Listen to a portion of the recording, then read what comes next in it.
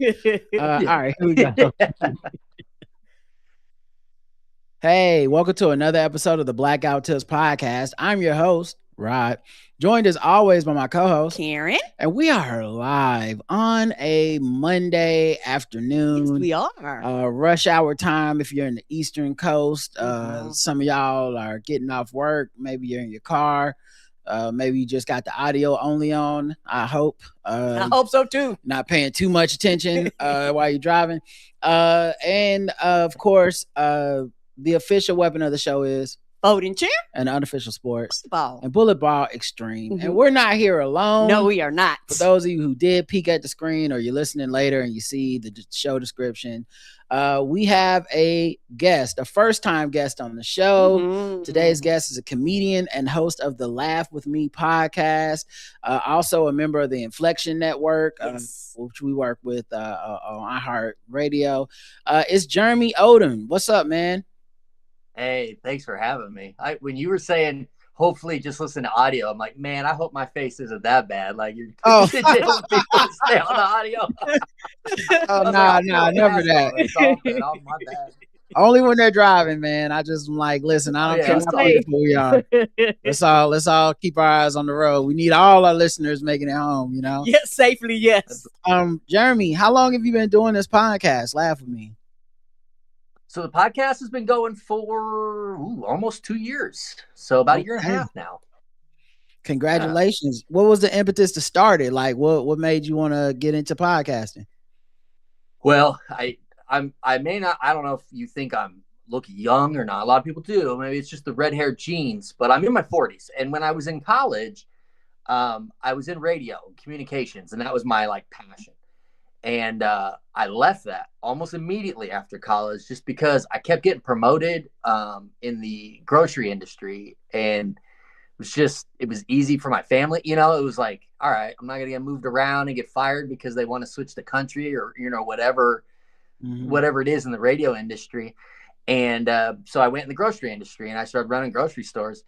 And then podcasting came around and I'm like, man, I know I could do that. I know it'd be fun. It's something I could do at home. It's something I could create the format. I won't have to worry about getting fired because the format switched. I can fire myself if I want to. And I always toiled around in my head.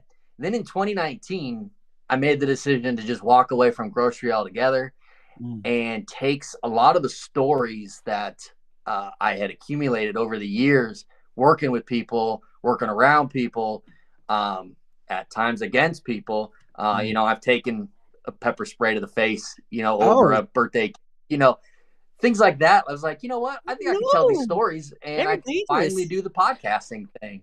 So I jumped in and, it's been a few years now. So yeah, it's been a lot of fun. Can you tell us about the cake pepper spray story? What happened with that? You got pepper spray? How we get from happy to so for real. So I don't know if you guys felt the same thing, but in 2020, when the world started to shut down a little bit, and we've got COVID and all that, people lost their minds. And it was face to face with it at the grocery store. I mean, if it wasn't because of wearing masks, it was, because of hours of operation changing. If it was, whatever it was, there was something, and they were worked up about it.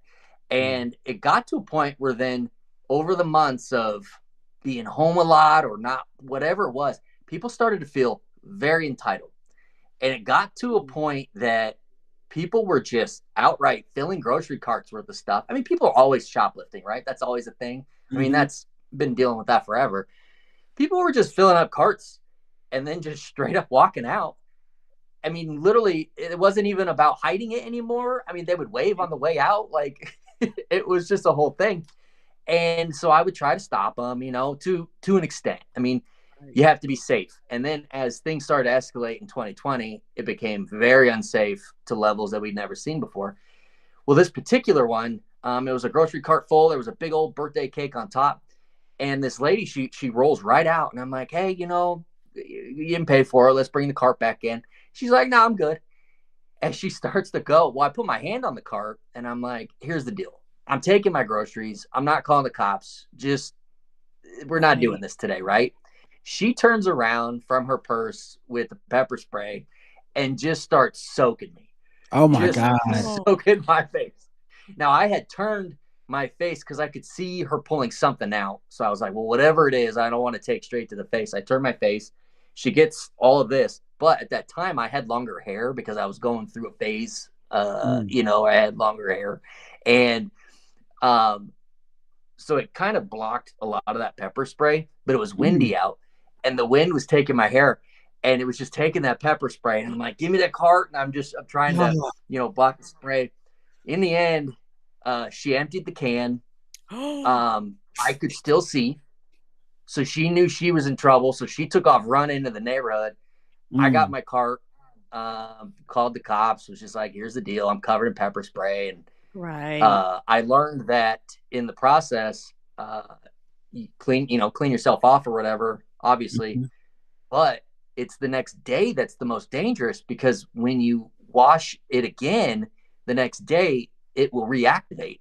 And it will then get in your eyes. I didn't know that. Luckily, I called the police, because I debated calling the police. And I'm not filing a report. She ran away. I'm not chasing her. I'm so happy I did, because they warned me about it reactivating, and it would have been a whole thing the next day.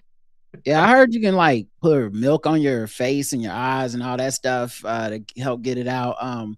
It's so interesting in a couple of levels.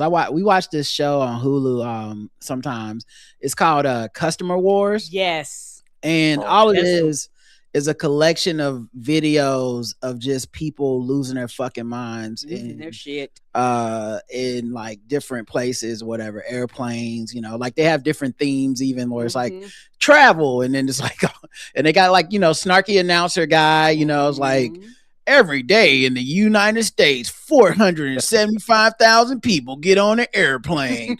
But the amount of videos that are just straight up from the last like 2 to 3 years, and it's like just that period of the pandemic, like not even really before or after. It's like this was a time when the world was freaking the fuck out, and going to the grocery store to get your groceries could be an adventure.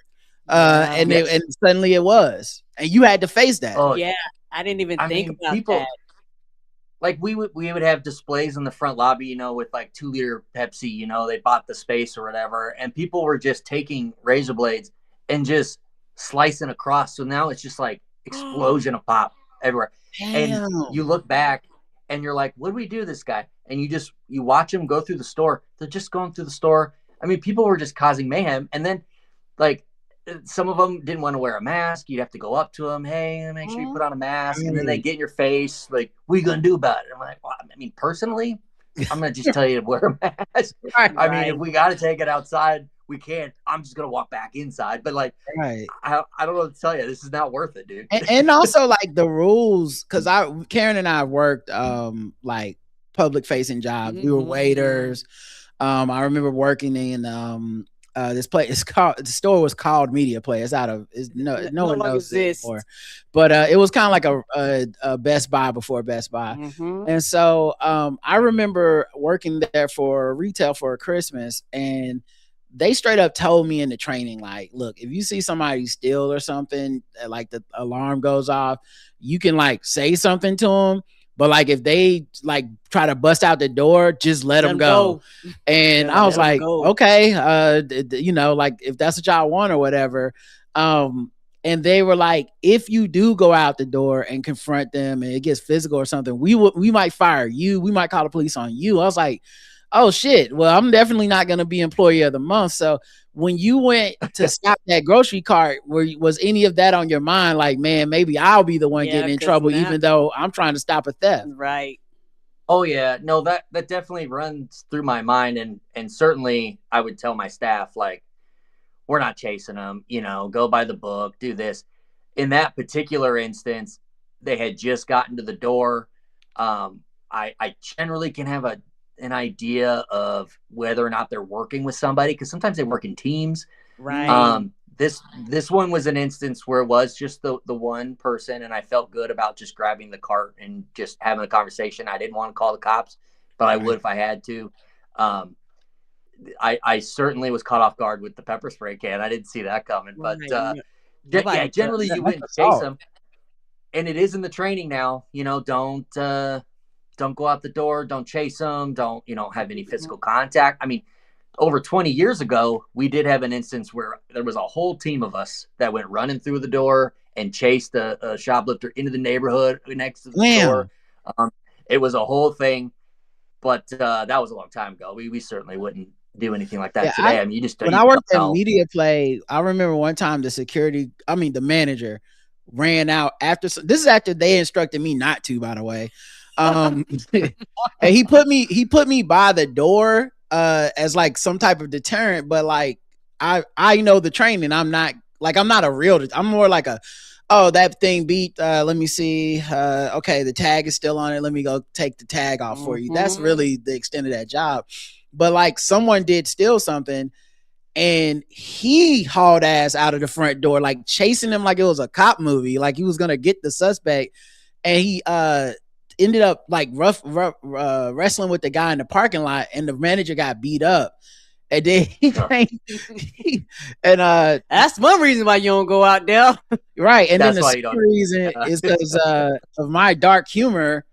I was just I couldn't stop laughing. Like I was only in college, and maybe I'm still not sure I could stop laughing now, but I definitely couldn't at the time. And I mean, I was just making it worse. I was like, wait, did you just get beat up outside? He's like, we gotta call the police. I was like, why'd you go out there? Why did you go out there? Like, you said we could get fired for that. You sure you want to call the police? And you might get fired or something. He's like, it's gonna be on the record. Oh man, it was just so funny. But yeah, it is. But it's so heat of the moment too. Like it's not the training and all that stuff. It sounds good on paper or on the video, because the video's perfect, right? The video's, hey, I'm stealing this thing. No, you're not. Okay, I'll put it back. Yeah, sorry. But that's not how I've never had that happen, by the way. They have never said, oh, you got me, and then handed it right back. So yeah. No, said, my bad, I'll put this back on the shelf. And the thing is, you're talking about people and customers during COVID. I remember when things kind of started reopening back up, because me and Roger stayed shut in for a while. So it probably was like 2021, like after the vaccines came out. Mm-hmm. We started kind of slowly going to places, but when we did, we ate outside, you know what I'm saying, and things like that. Yep. And I didn't realize how bad it was until everywhere we went, all the people that served us was like, oh my gosh, y'all so patient. Like we would go to places and they would like give us shit for free, because they was like, you're not freaking out. Crazy. We weren't being any different than we normally were. Right. We were like, before or after the pandemic, we were, you're patient. Plus we worked in the service industry. So we understand. Like I can look around and be like, oh, they're booked, or they're doing, like I can kind of observe and see. Yeah, I think a lot of stuff drove people a little crazy when we got our vaccinations for COVID. And we still keep up with them. We still get them every year or whatever. But even this year, which is, it's 5 years after the pandemic, but like after whatever you want, but it's 5 years later since the vaccines came out. And the guy this year was thanking us. Yes. He was like, oh my God, you don't know how crazy people can get about this vaccine stuff.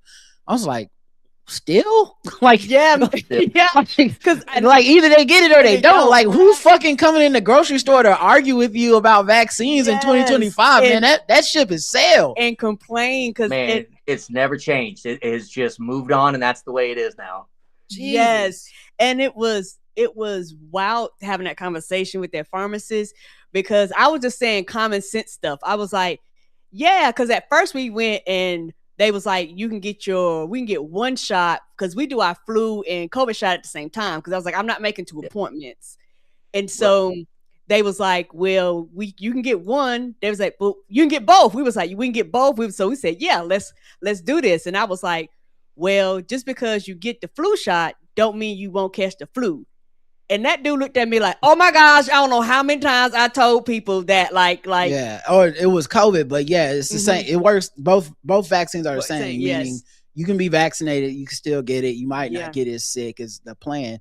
And he's just like listening to us like we're like, who fucking sent y'all? Like Is this a trick? That's nobody believes this. Everybody thinks you're supposed to be. Nobody believes me when I tell them that it don't mean you won't get sick. It just means you get less sick. You guys got a different mental download than the rest of the society because everybody, it doesn't work. I got it. I got sick. It doesn't work. It's like, okay.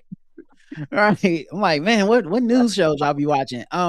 Also, I remember the other thing I discovered when I worked at Media Play and I was in like loss prevention or whatever for a little bit.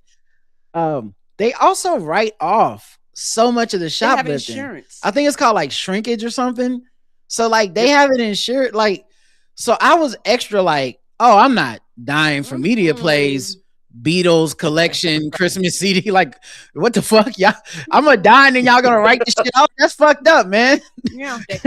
Now I will say, it's not every company, but a lot of those bigger companies, like the ones, the grocery stores I was working for, they were self-insured. So as much as some of that stuff was getting covered, a lot of it wasn't, and it was just coming off the bottom line. And as the store manager, it did impact how I was paid. Right. So me going after some of those shoplifters for some things did have some personal gain there because I was looking out for my paycheck. Right.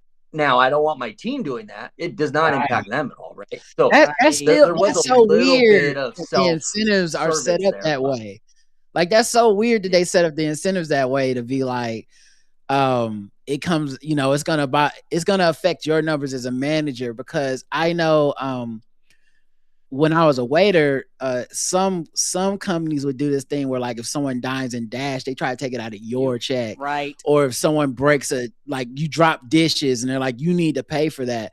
And I was like, that just feels like the cost of business. That doesn't feel like a me personal failing.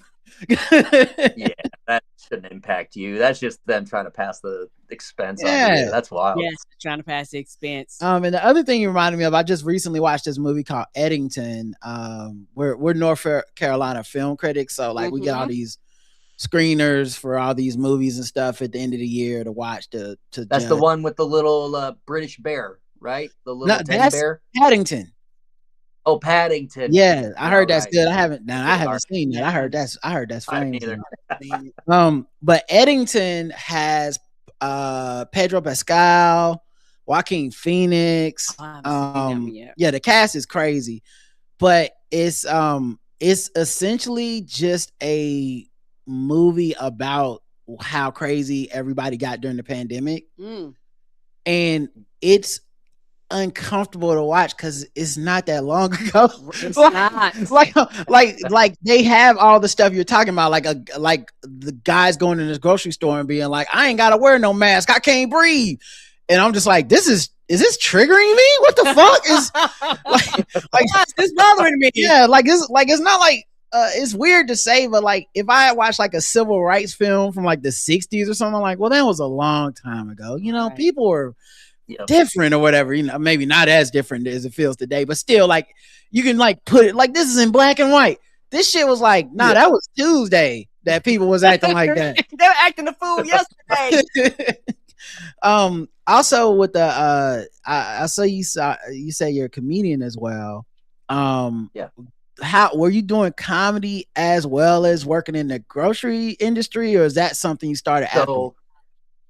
So it was something I started afterwards. So in 2019, when I left, because I was working for this company from the time I was 14. So it was like 20 years of service. And when I walked away, I was like, I need to do something different. I'm gonna start to create this podcast and kind of see where that goes. So I started the process of creating it. But at the same time, I've always liked the idea of being able to go on stage and do something. I in high school I was in this is like nerdy, but I was in debate, and I didn't so much enjoy the research and the homework side of debate as much as I enjoyed the competing and the being in front and just talking and battling head to head with somebody. I really enjoyed that. And I was like, well, I could take some of these stories and maybe I can take that to the stage and make people laugh. I've really enjoyed making people laugh. And, so yeah, I started. So that was right at the beginning of 2020. I started to kind of learn what that's like and see what that looks like, and then see how I could parlay that into the podcast. And just kind of go from there. But yeah, Were you no, like it's were you the funny guy at work, or like did you have any inclination to be like, yeah, this is what's next for me. I want to talk and make people laugh for a living. No, I was certainly the funny guy at work. I would, when I was growing up, this was obviously before I was the boss, but when I was growing up and, you know, working in like dairy, some nights I'd have to go work produce, and I'd be like, you know what, it's messed up that Dave gets to go do dairy. I like dairy, and I'm in produce. So I would go into the dairy cooler and I would just like hang like a bag of potatoes or something from the middle of the cooler.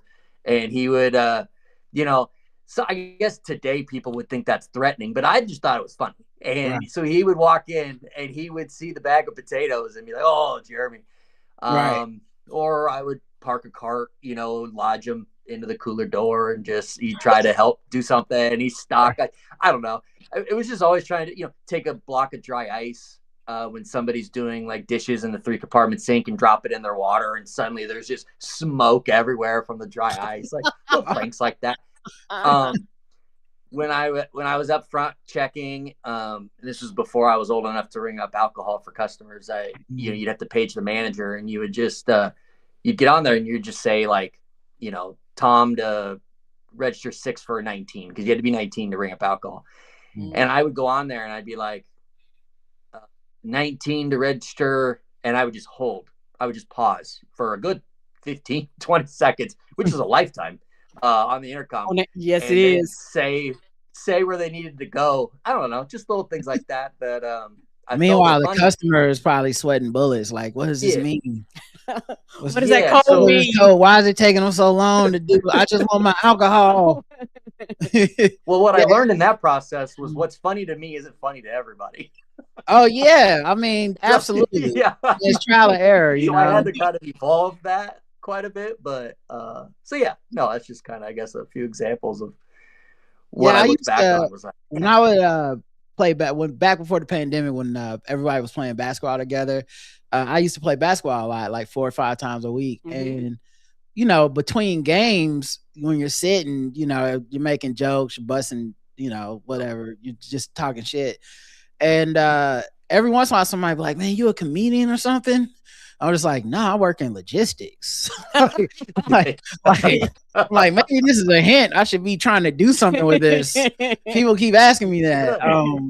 But the other thing too is when you got into comedy, was there any crossover between like people that knew you as grocery guy and then people going, oh, I saw him at the comedy club, or I heard this podcast, or anything like that?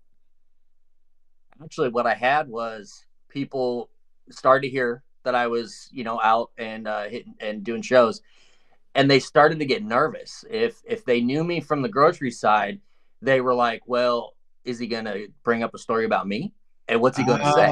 Like, right. So then the people I worked with were like, oh, I don't want to go there and then get roasted or something. Like I would hear that from some people, and I'm like, guys, you're good. Like, I'm not here to bring anybody down. I'm here to make people laugh. And if you were going to be part of the show, I'd certainly want to tell you that, you know? Right. So they started getting nervous. I don't know if they were just what they thought. You know what I blame social media when the crowd work stuff started going too viral.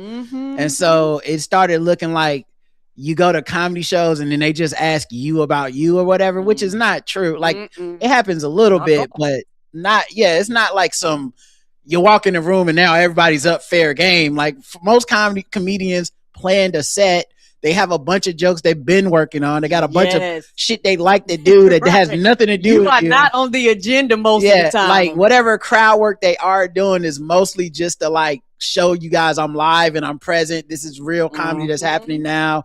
But like I really do wonder if like when we were all stuck in the house, everyone's looking at their phones. They're like, I'm not going to a comedy club. Matt Rife's going to fucking ask me if I'm cheating on my wife. No thanks. Right. That's the thing that you nailed it, because crowd work is so fun to watch online. It just, you know, it's so fun for you to just grab somebody and be like, oh yeah, blah, blah, blah. but it's so not part of the show at all. Yeah. And is so minuscule. Right. And Matt Rife has made a whole career of it, which is kudos to him, but it's just so not the bit. So yeah, it's wild. Yeah, and it's hard, I think, too, because like I remember watching Matt Rife's first Netflix special after he had gone so viral for crowd work. And in it, he wasn't doing that much crowd work. And the response, you know, a lot of the response is like, "What the fuck?" You know, like I don't even like these jokes. Like, what's he? And I was like, "Oh, because you can't plan crowd work. Like, you can't. Nope. Like, it's spontaneous." Yeah, like he would have basically had to be taking a huge risk with his special to be like, "I hope some funny people are in here tonight that I'm willing to put into the world forever, trapped in this 1 hour of a special." I was like, nah, he's gonna go back to try to do some jokes. Now, unfortunately for him, there were people that are like, I'm not here for the joke. So he's catching it both ways. You know, you got the crowd work people that are mad that he's not doing crowd work, and then you got the people that are like, I thought he would be doing like a different type of material than he's doing. But yeah, I think social media really changed like comedy for a lot of people. I do too. And I think it made it difficult for all parties involved. Because like you say, it's got to be for the audience member. You go, I come to a comedy club. I didn't come to be quote unquote picked on. Because a lot of people look at crowd work as you directly picking on them versus you actually being in on the joke. And also when you do crowd work, everybody not funny. So you as a comedian have to work around non-funny people sometimes and turn it into funny, which is a talent. Yeah, which brings me to the title of your podcast, Laugh With Me, which is it feels like the with is, even though it's lowercase, but it's emphasized. Yes. Shout out to proper grammar.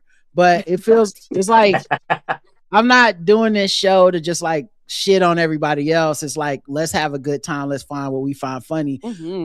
What was the impetus behind, you know, using that as the podcast format? Well, as you can see, I've got red hair. And so I've grown up with, I guess, a thick skin because I've had a lot of people with a lot of jokes that they've had themselves about me for no other reason than just maybe I look a little different, right? And that's the start of it. And then I'm also just this little skinny, nerdy, you know, kid. So there was all these things you grow up with. Everybody has their story, right? Mine was that. And as I was getting older and then I wanted to make people like laugh, it was like, man, I've never enjoyed people laughing at me because that sucks. And I want my kids to grow up not feeling that way, right? And it's like, but I love it when they laugh with me. Like that's a community. Like that's fun. And that's something that can spread. And that's something that we can all really not embrace, but really can relate to. You know, we've been in that room with our friends or family and just laughed together and had the best time. That's the environment I wanted. You know? And there's I a wanted beautiful people to come on the pod and just laugh. There's a beautiful thing that happens when you laugh together, which is that even when you're laughing at me, we're laughing together at me. You know what I mean? Right. Like the trust. I always say like trust is the hardest part of comedy, of pretty much of even podcasts and everything. Like trust is what you build with your audience and stuff, because you want them to have a level of like leeway, like letting you experiment, letting you cook. It's the difference between like going to a comedy club or watching a set on social media or something, right? Like in the comedy club, we all have agreed we spend our money to hopefully laugh. We know you're going to try to make us laugh. And that is the undercurrent of this whole thing. It might not work out, but what we agreed to is we trust you enough to give you our money to go make me laugh. And I think even in situations like this, where like you said, you grew up, you're redhead, you're skinny. People, I grew up nerd, glasses, all that stuff. Karen got the super country accent, you know. But if we all kind of having fun together, it's like, oh yeah, when you make a joke about my accent, that's not gonna hurt me the way that it would hurt me if you just walked up to me on the street and was just like, what's up with your accent? Or it's like, whoa, fuck you.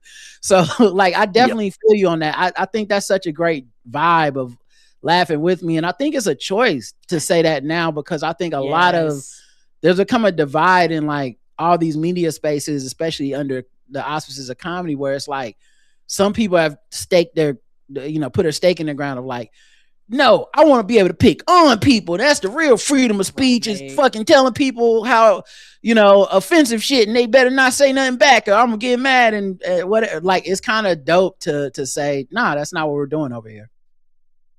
Yeah, and the folks that are doing that, who are saying, my style comedy is just the pick on people. I hope the people who do go to those shows have fun. Right. Because they know what they're getting themselves into, like you were just saying, you know what the deal is. But at the same time, you never know what people are thinking. Yeah. So well, you don't know if that's going to happen. That's like the hardest thing for those comedians. I think the hardest thing for people to understand outside of that is like, in their spaces, those people are funny to those crowds. Yep. Because there is an understanding of like, oh no, you're gonna do this thing. What really changed comedy was the rest of us all getting to know stuff that we weren't in the room for. So like, I remember the first big controversy I remember from social media was Tosh.0. Daniel Tosh, he did like a set, and then someone basically like typed his set out and posted it on the internet, like, look at this shit. And everybody's like, fuck this guy. No one should ever go watch his stuff. And I was like, in the room, everyone knows he's joking. Like that, what you just wrote is an essay. That's not the same. You act like he gave a TED talk. Like he got up there, was like, my name is Daniel Tosh, and I have some very serious things to say that. And I was like, oh, this has changed everything forever. And now it's almost like you're a throwback comedian if you're not playing to the social media audience. Like, you kind of it's almost become the job for a lot of people. You got to have something to put on the internet. There's very few comics who are like, man, all I do is just show up to the club, do my thing, and go home. It's like, unless you like super rich, yes, very few. Like you can't afford to be that kind of comedian anymore. Yeah, and it's also flipped. Well, go ahead. I said it's also flipped because years ago when the internet first started, people like, don't put your stuff out there. You got like it almost went from one extreme to the other, if that makes sense. Because at one period of time it was so coveted, your jokes, you don't want to waste them, they're precious to you. To now, the crowd work thing came in because people didn't want to put their jokes out there. Like I really think that's why crowd work went through the roof. Mm-hmm. And they go, yeah, I'm doing 45 minutes to an hour, but what I'm going to give you is the jokes that's not on the set. Right. Yep. And I was just about to say that was, you used to never put anything out there until you were going to present your hour or half hour on Comedy Central or something. And then now it's, if I do a set tonight, if I don't have a clip from that, for tomorrow, was it worth it? Did I do enough to help the fan base then? And that's just how it is today. Yeah, man. 2020, man, started it all. Dude, same thing with podcasting. When podcasting started, it was audio only. Mm-hmm. Like Karen and I were just doing like this thing. You'll upload it to the internet. People listen to it. They don't even fucking know what you look like. Yeah, we got jokes of when we first got a soundboard, when we first started doing videos and things like that. Like first started taking calls on the air and having guests. Like I remember all that. Like we were rigging that shit. That was not none of this shit was designed to do what it does now. Like, now it's seamless. It's in the computer. You got apps now. You take a phone, put it by the mic, and hopefully y'all can hear the voice. Yeah, but do you miss the old way? Do you miss the excitement of we got to figure it out? And you're thinking 5 different things that you're talking, or sometimes like I mean, obviously I like the ease of stuff now. I'm still not really here for video podcasting, but I just recognize it's something you kind of have to do. Same. I kind of, and maybe that's the purist in me, where it's just like, that's kind of fucked up that like video just comes in. It's like, now this is what a podcast is. Like, no, that's not. Yeah, like, I liked it better when these were called vlogs or whatever the fuck we were calling them before. But okay, that's I'm not gonna fight. I'm not gonna be an old man fighting change. But agreed. Yeah, but yeah, it's been interesting to watch it all change. What it was cool was, and I'm pretty sure we were among the first, even if we weren't the first. But we were among the first people to kind of figure some of this stuff out. Like being able to record with a guest who wasn't in your studio. Right, who wasn't right beside you. We had on the phone via Skype, and we just had this thing rigged to record so many different ways. Those things were like fun, and those like we were definitely building the plane because we started this show like 16 years ago. So we were like building. You were definitely. Yeah, we like they didn't have a thing for. We would just be racking our brains. Like, I think there's a way. Yeah. If we take a blue snowball mic and then we use our computer speakers that come with the monitor, we turn it up just right, so it's not feedback, but it's not going to but the audience should be able to hear it later. We might be able to do something with that. And then every once in a while, it works and you're like, oh shit, we did it. And also what I've realized too, there are pluses and minuses. I think one of the biggest pluses about when we started, you had to learn some of the fundamental things about podcasting. Like you had to know what an RSS feed, like you just had to know certain things. And now it's easy, which is good. But if something happens and people have to kind of go to the fundamentals, they have to pay somebody. There are certain things nobody can take from us because literally we started it. Mm-hmm. You know what I mean? So like there's podcasts. It's funny too being such an old podcast, but like listening to people come into the game and like all things, it becomes work and people complain about work. That's just life. Mm-hmm. But sometimes people be complaining and they're like, oh God, this is just so hard, or man, do I even want to do this today? And I'm like, okay, you have a team, you have a marketing department, you guys have like a somebody who is like setting up your equipment. All you did was walk in the studio. You can't fake it for an hour that you're like, people are waiting to hear what you have to say for what one time a week. Not even like you're doing this shit every day. You can't just be like, man, listen, for an hour, hey, how's it going? I'm doing a project. And it was like, so like on those levels, I think being old school does kind of like affect the way we view things. Mm-hmm. But it can also mean that sometimes we're behind the curve because like, hey guys, we're putting clips on social media now. I'm like, I don't want to do that shit. That's not how we did it, kid. When I was growing up, hollering at the clouds because it took us forever to get on YouTube. Yeah, because they were like, get on YouTube. I was old. Like, that's not a podcast. That was me. I was like, that's not a goddamn podcast. What are we doing? You kids and your tickety tacks and your face grounds or whatever the fuck. Yeah, your tickety talks. But it took us a while, y'all, but we made it over. I also saw on your podcast you talked about doing a roast battle. Now, as a laugh with me person, how is it possible to do a roast battle?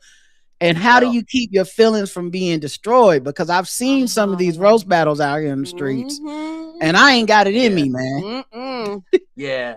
So that's interesting. That's actually a good question because it's the complete opposite of what I just said. But the thing is, the roast battle is such an art, and it's a style of comedy that is strictly meant to entertain with no feelings to be hurt. So I want bring the heat, bring the cutthroat, like as long as the audience laughs or whoa or whatever it is, gets an emotion of some type, we did our job and we shake hands, we move on.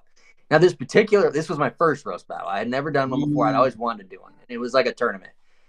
And this particular one, I thought, because my show was everyone knew me from my podcast, but it was kind of wholesome-ish. So I thought it'd be funny if I came up with some jokes that weren't necessarily like over the top, like, oh man, your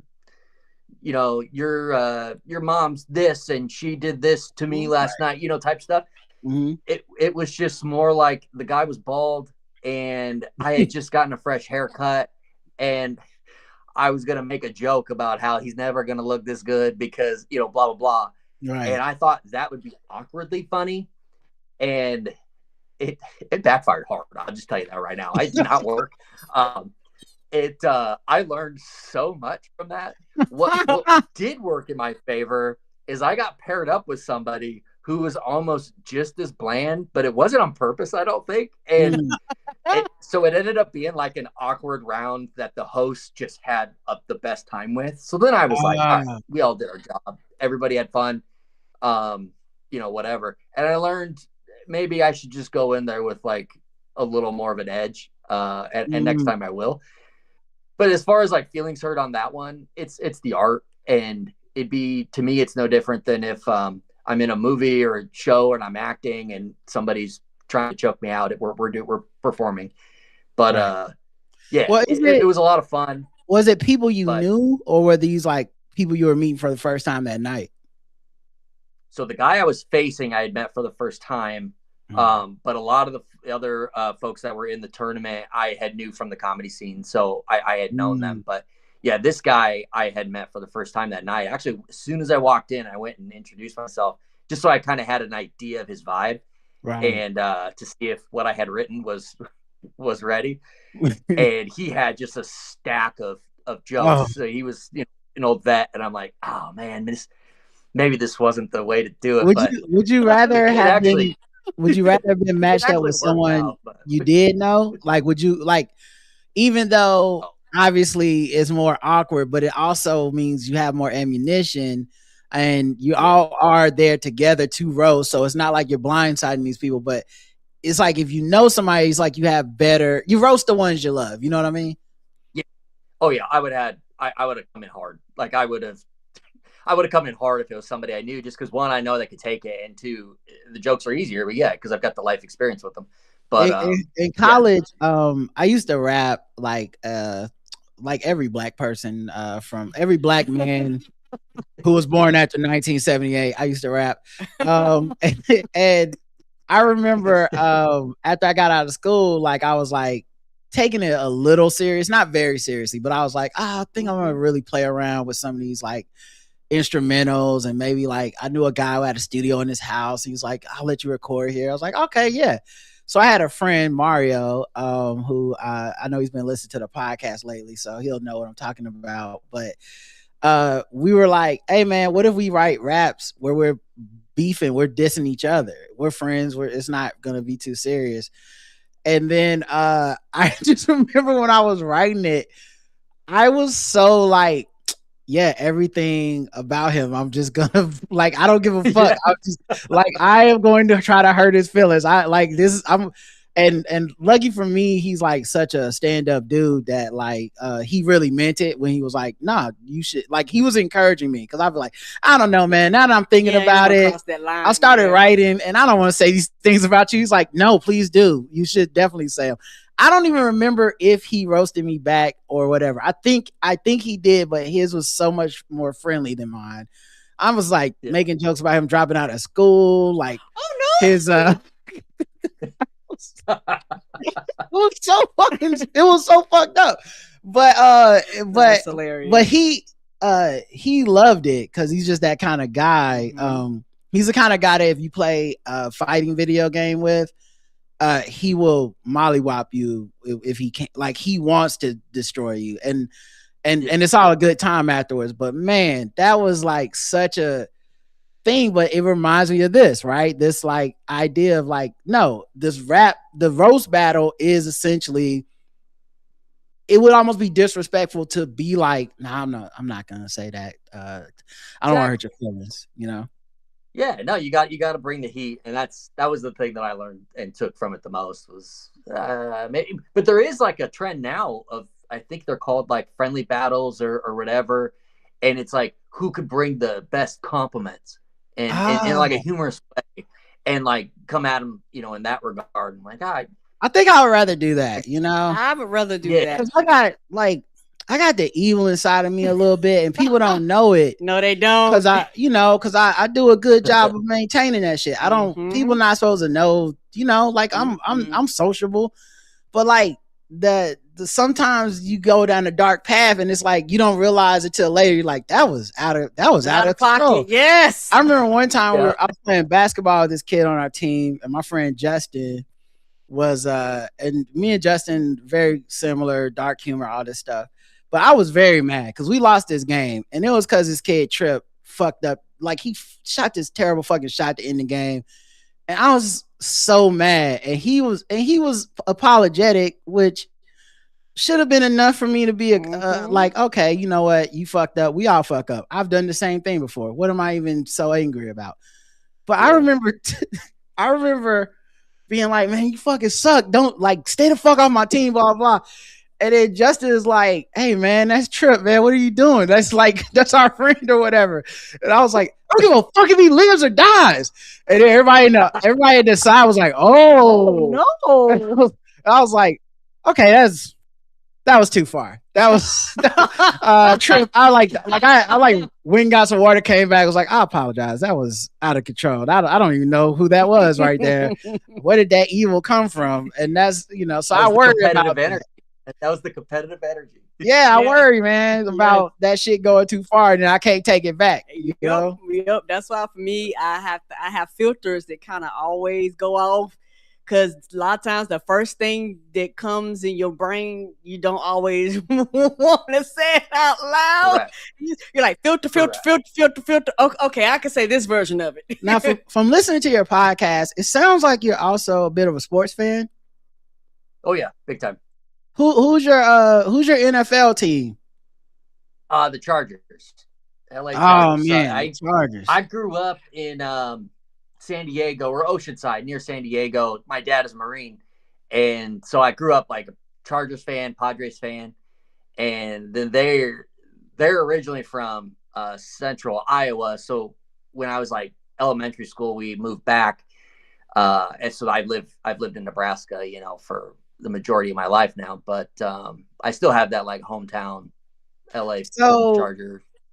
How did you feel seeing Phillip Rivers get off the couch and come play for the Colts this weekend? Because I know he was a longtime Charger, and he kind of lost that game in Phillip Rivers old school fashion. Yes, like he did. Like last second comeback, but too much time on the clock to like, oh, here comes the inevitable Phillip Rivers loss turnover. So like, was it nostalgic for you? It was funny because my son's like, oh, you won't believe what Phil did on his first pass. And I'm like, what, he threw a pick? That's what he did for us for how many years? And he goes, no, it was completed. And he's like, all right. And then but no, he had just signed this summer a 1-day deal to retire a Charger. And then he's just like puts his hand up, yeah, I'll come play with you guys. Like, what are you doing, man? Our guy's got a broken hand. If I'm not mistaken, I believe he would have been up for Hall of Fame this year. Yep. And I think right.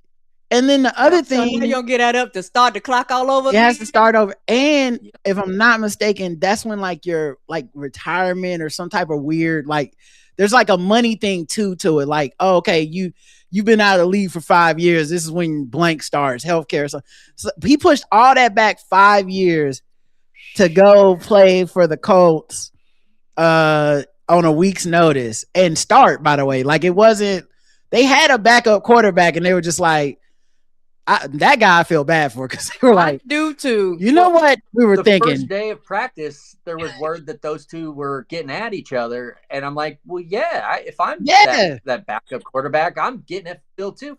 Phil's there to play. I mean, he didn't come off the couch to not play. And it's gotta suck too, because like Phil got the big joker in that conversation. Like you can't win that battle as the guy on the team already who's like, no, I should be starting because Phil's like, they called me from the couch. There's no way they feel confident that you should be playing. I was eating chips. Okay, I'm just gonna let you know. What you were talking about with the insurance, it's a big deal for him because it was like he would lose his insurance benefits at the end of the season or something. He's got 10 kids.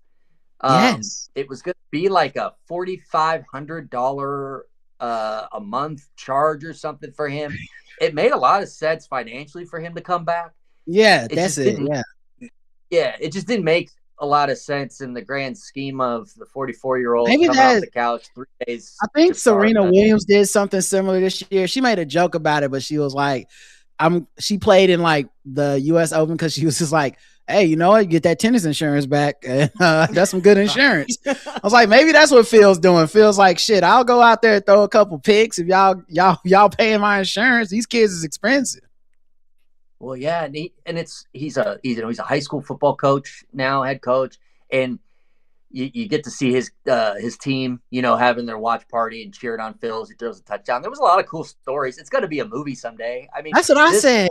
What you know what? Yeah, what he just did was tailor made to be a movie. It was incredible. It was cool to see him. The other part that's cool about it too is old quarterbacks are kind of having a resurgence, man. Like a lot of these quarterbacks that are doing well now are all guys that people kind of gave up on. Sam Darnold, people gave up on. Daniel Jones, who Phillip Rivers replaced, they gave up on. I still remember when people gave up on Matt Stafford, and now everybody's like MVP. So like you can get old and still like kind of maybe throw something together.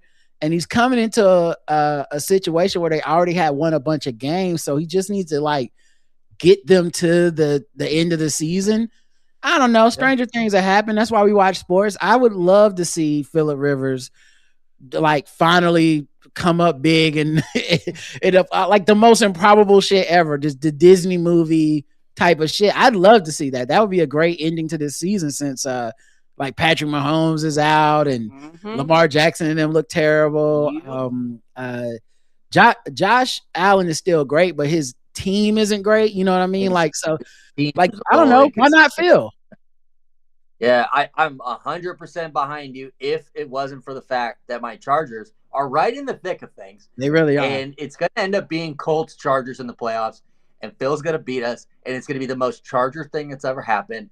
Because that's what happens to us. No. I mean, it's what we do. And then I'm going to have to watch Phil go win a Super Bowl, which is so great, like you said, but it's going to hurt so bad.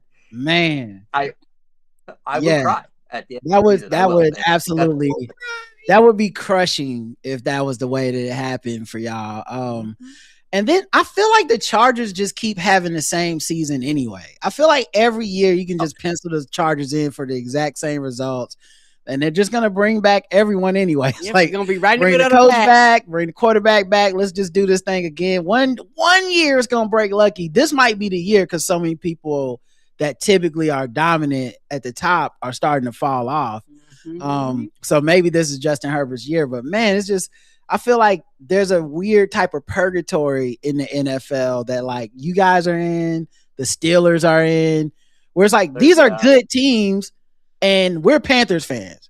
So everything that you guys are sick of is like what we would like cut our right arm off to have, I would love and I understand, but I would love to be like, I can pencil in, make it to the wild card. I can pencil in, we gonna at least win, 9 or 10 games. I like I can just pencil that in. Yeah. For me, I would be like, go Panthers. Like, we don't know what we gonna get. Like we don't.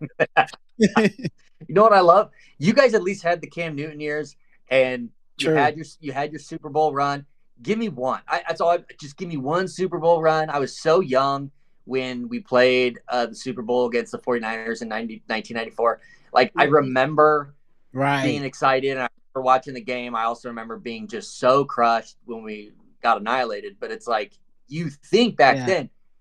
We'll be back and it's gonna be awesome. And then here we are. It's hard to get back. Years old, and we never been back. Right. And I tell my son, I'm like, man, when we do get there someday, just enjoy every second of that because you don't know when the next one's coming. And you guys are great examples of that. What a run with Cam Newton. Yeah. And you had one Super Bowl appearance, and you would think you would have had at least a couple. We actually had two. We had two. We had Jake Delhomme. Fuck the Patriots, of course. Yep.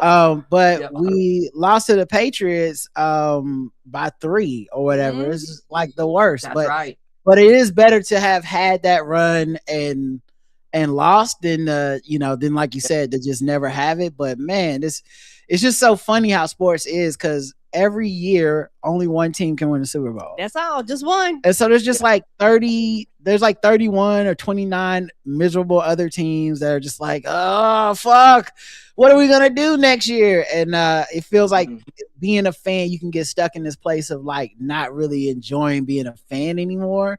So I like we're able to, at least with Karen and I, one of the things I love about Karen is that we're able to just kind of enjoy being fans, like just the experience of like, like we're Hornets fans. We're not winning shit, but it's like we go to we're season ticket holders. We go to the games. We have a good time. We get to see all the best players and shit. And it's like, there's something about that I don't ever want to take for granted, because when I was a kid, I watched these people on TV and stuff, and couldn't afford to go, or you know, your parents scraped together enough money to go to 1 or 2 games a season and stuff. $5 tickets up at the top. So I'm still like, I think people are weirded out by how appreciative we are of it, but like that's what I love about sports. It took me a long time to get to that point, because I used to take it all, every loss, so like to heart. And then it's probably when my son was born, honestly, when I was just like, man, that poor kid, he's going through all this, you know, as a fan. But then it started to like change my mindset. I'm like, you know what? I got to look out for him. And did you make him a Chargers fan? Enjoy the moment. Yeah. What do you guys think of Ryan Kalkbrenner? Oh man, I love Ryan Kalkbrenner, dog. Like that. Although I do worry that he's too sad. Like I don't know that he's sad, but like he don't really get jubilant ever. Like he's like, I like that he's even killed. Like because he's such a stalwart. Like he's not afraid to get dunked on, which means he gets a lot of blocks because people keep trying him. He's like, I'll just block that too. And he doesn't get discouraged or whatever. But at the same time, like I don't think I've ever seen him do a fist pump. I don't think he's ever got mad. Like he's just one way all the time. Yeah. So I live in Omaha, where Creighton University is. So we've been watching Ryan for 4 years, you know, home games at Creighton, and he's incredible. But yeah, you don't get any. It's just level. You don't get too excited, too high, too low. When you did see, you know, something like this, you know, that's it. Something. But he's talented though. And like he be dunking on people.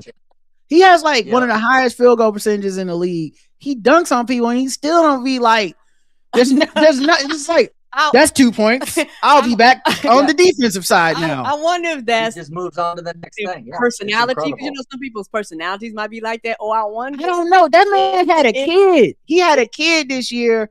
Even then, he was still kind of like, he was still mad chill about it. I'm like, oh, okay, tonight he's gonna really be. And he had a great game that night that he played after his kid was born too. Like, yeah, double and shit. And I remember being like, okay, after the game, he's gonna turn up. I mean, his baby was born. It's like, nope. It's like, I'm tired. This baby been crying all night. I'm tired. Maybe that's what it is. He just sleep deprived. He's like, man, I've been up with my pregnant wife. Ball will rub off on him a little bit and get some kind of personality. Because ball is fun. Like, we got some fun guys on the team. I even like Khan. Khan's such a fiery guy too. He's very professional, but he's having fun out there. He takes it personal. Ryan's like, I don't take anything personal. Yeah, that's awesome. Karen, you gonna say something? I'm sorry. Oh, I'm about to say, I actually really do. I like Khan. I like the whole team. I think when Roger's talking about like enjoying the game, I just love basketball. So for me, a lot of times it's mixed, because I know I'm supposed to cheer for my team, but I'm not gonna lie, if like LeBron or Joker or somebody else going off, I'm like, ooh, I'm just as bad. Oh yeah. I'm like, ooh, well, goddamn. You know? That's why you wanna go to games, man. We watched Joker 2 Saturdays ago, I think, and they beat us, and it was a pretty close game. But in the fourth quarter, every time he touched the ball, he made something good happen. And by the end, I was just maniacally laughing. Yeah, Like, it was like every time he hit a shot, me and Roger like, what can you do? Laughing. What can you do? It's like he was hitting jumpers over Kalkbrenner, who's 7 feet tall, had his arm up. It's just like he's pulling the ball behind his head. Like, that's 3 points anyway. Yep. Then I'm gonna run backwards down the court. All right, no look past to this guy in the corner that no one knew was open. All right, anyway. I guess I want to go home and look at my horses on my Zoom, right? Or whatever the fuck. Okay. That was amazing. He loves his horses more than anything. Isn't that Don't incredible? And basketball's a job, not a passion for him. He loves his horses. Yes, it's a job. Right. And I'm at this point, it's like, I don't know if it's an act that got out of control and now it's become real, or if it's just like it's real and it's so he's so focused on the horses and going home that I feel like it's an act. But whatever's happening, it's some real like Daniel Day-Lewis shit that he's doing, because like it'll be after a game where it's like no one's ever scored 50 points, 20 rebounds, and 13 assists before. What do you think about that? And he's like, oh, we missed a couple of open jumpers, and I really can't wait to get home and look at my horses. I'm like, what the fuck? What? There are people in this league who have dedicated their entire lives to just be better than you, and they can't. You're like, man, no, I can't wait to get off at 5:30 so I can drive home. Can I clock out? But no, I've been enjoying the NBA this year. He clocks out. That's what he does. Yeah. No, the league's fun. I just love greatness, and you're seeing a lot of the greats. You guys in person. Incredible. Yeah. I mean, there's just something about seeing greatness that can take over everything. This past weekend, they had the in-season tournament, like one of the rounds of that. Mm-hmm. And it was Oklahoma City Thunder, who legitimately might win the most games ever in a season. Mm-hmm. Like I've been alive for Michael Jordan. I've been alive for that Warriors team. I feel like I've never seen no shit like this, because like their second best player wasn't even playing the first 20 games and they lost one game. I was just like, well, what the fuck? When he comes back, what are they going to do? And then Shai Gilgeous-Alexander, who's an MVP, doesn't even play most of the fourth quarters because they're up so much. So I'm like, this team is just, they're going to make the season boring because they're going to whoop everyone's ass. Except Victor Wembanyama, who's 7'7" and just a fucking basketball savant and alien.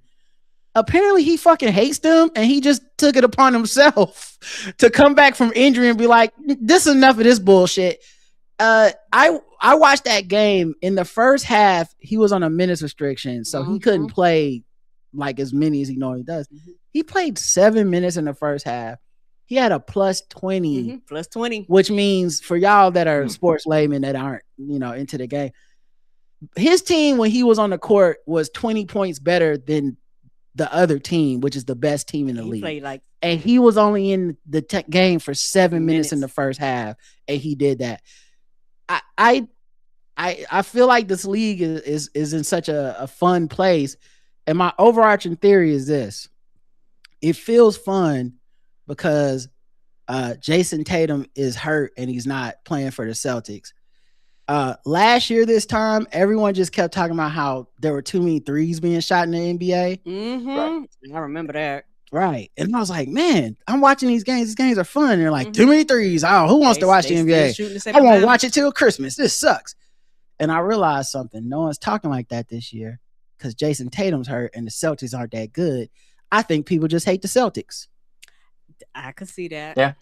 Yeah, that's what they're complaining about. Yeah, and honestly, the thing is, the stat boys, I call them the stat boys, the people who really don't care about the game, just be like, statistically, these are what you're supposed to do. Yeah, the Celtics did that. Like the Celtics, they did all the math, but there's something so soulless about basketball where you're like, you know what we realized? Threes are worth more than twos, and if we just shoot nothing but those, we'll win the game. It's like, yes, that is technically correct. But also, it's like if you play a fighting game and the guy just keeps sweeping your leg, it's like, technically you're right. You could sweep my leg 1,000,000 times and I won't be able to beat you. But don't you want to do something else? Yeah. Don't you want to shoot a fireball every once in a while? Yeah. Nope. Yeah, and as somebody who like loves basketball, I'm like, you live by the 3, you die by the 3. I've seen people just shoot themselves completely out of the game because my brain, I'm like, y'all know twos count too. But it ain't it's math. nothing. But it's math. Is what I'm saying. Right. Like it's not. And Roger had to explain. It doesn't matter how you feel about it. I was like, that shit don't make no sense. Y'all gonna literally lose the game because y'all refuse to shoot twos. They've just done the math, and they know for a fact that eventually the math will always be on their side. And yes, they will have some off nights and lose, but more nights than not, they'll just hit a bunch of fucking threes, and it won't really be fun, and they'll beat the shit out of your team. And suddenly, they're not. Jason Tatum's hurt. And now no one's talking about threes. I looked it up yesterday because I was like, am I bugging? No, you're not. Everybody is shooting just as many threes. As they're like one step below last year. Mm-hmm. Meaning threes haven't changed. They have not. Just the Celtics aren't, in our lives anymore. And it feels good. I hate to say it. But I love Wemby coming out and saying he hates them. I mean, I love that energy. Like, we need more of that. Like, give me more best players on teams being like, I hate those bastards. Yes. Like, I'm going to beat them on my own. Give me more. Like, that's old pure school. Sports like, hate. Talking about Jordan, like, that's era. I loved it. It's pure sports hate. And the other part of it is he does, for some reason, he's chosen not to like Chet on the other team, which I don't know what started that, but he don't like that dude for some reason. So like they have the player he hates the most, then they're the team he doesn't like the most, and he's possibly the best player in the league right now. And it's pure sports hate. So it's not like no one's gonna like, fighting. They're not going on Twitter and fight. Like it's just when we play basketball, I would like to destroy you. And there's something so healthy about it's like a roast battle. There's something healthy about the fact that they can do that and then go back home and be like, all right, that was work. Yeah, and also as a fan of the game, I think sometimes, particularly this era right now is a really special era, but you have so many grumpy and angry NBA players that they don't realize how special this era is. Players? The era, the NBA era. Yeah. The reason why I said the era is because you have LeBron in his career. Oh, no, you say you have so many grumpy NBA players. I mean, not NBA players, NBA fans, I'm sorry. Oh, okay. NBA fans that don't appreciate the special era that we're in because we have so many players that are like year 16, year 17, so soon some of these players are going to be stepping down and you're going to have a rise of new players. People are aging different. Yes. Steph Curry scored 87 points over the weekend. What the fuck? Like you're old. You're not, when I was a kid, people that were his age were like going on a tour of the league for their last it was Robert Parrish being like, hey, or Kareem Abdul-Jabbar like, hey, buy me a motorcycle, whatever, thanks for the years, Cap, or whatever. Like now motherfuckers is like, I'm gonna bust your ass, young boy. Yes, sir, you're 45. You gonna still take this ass whooping, take this 3. But yeah, I've been enjoying it, man. And we've enjoyed you as well. We really do appreciate you coming through, Jeremy, man. Tell the people like where to find you. If you're doing any stand up, where to come out to get you. I didn't even hear what city are you in right now? I'm in Omaha, Nebraska. Okay. Shout out to Nebraska. Omaha. That's what Peyton Manning says before he hikes the ball. Oh yeah. Go Big Red. Yeah, no, find me at basically all the socials. At Laugh With Me Podcast. And then on my Twitter handle also at JO from Nebraska. You can hear me every week on the Laugh With Me podcast and also WTL Where's the Line? It's a sports betting podcast out of Nebraska that we do as well. So shout out to out and about. And I'll have some stand-up dates coming out soon. That'll be on the socials. Are you good at betting? Like, are y'all keeping track of your bets or do you just do like on TV where they just forget that, like they don't tell you like last week we kind of sucked. They're just like, oh no, tonight I know for sure. I'll tell you what, we've been doing every week. We've been doing a segment of player props, and I have been on fire with these player props, which has been fun. For example, Joe Flacco. We were talking about old ass quarterbacks, having a comeback. One of our props this season was that he would have a rushing touchdown. Now he hadn't had a rushing touchdown since like 2014 or something. Or it had been like 7 years. Them It knees. may have been further than that. It was some stupid stat. But with the way the offense was running in Cincinnati and what they needed, it was going to happen. And sure enough, it did. And it was just, it's little things like that, man. This year has been odd, but in NFL props, we have been on fire. So could you imagine what would the odds have been? What would the odds have been on a prop bet that was like Phillip Rivers will complete one pass this season? Like this season, like 1,000,000 to 1. Like no one saw that shit coming. No, they did not. All of us were surprised. Yeah, they were like, the Colts are calling in. No chance. Right. I feel like on ESPN when they read it off the teleprompter, they're like, and the Colts are calling in Phillip Rivers. I know they shocked as they complete the sentence. That can't be right. They're looking like, are you sure, team? Yeah, everybody's going, yep. Yeah, why not Peyton Manning then? I mean, fuck it. All right, man. Make sure you guys check out the show. Laugh with me. Like I said, we listened to it. Very fun. Very nice to meet you, man. We definitely have to come back and kick it again. We can play some games. Yeah, and tomorrow we'll be live at 7. And we'll have Mike Kaplan on tomorrow. So be looking forward to that. All my people that watch it live. And until next time, I love you. I love you too. Mwah. Bye, everybody. Bye, Jeremy. Sweetie.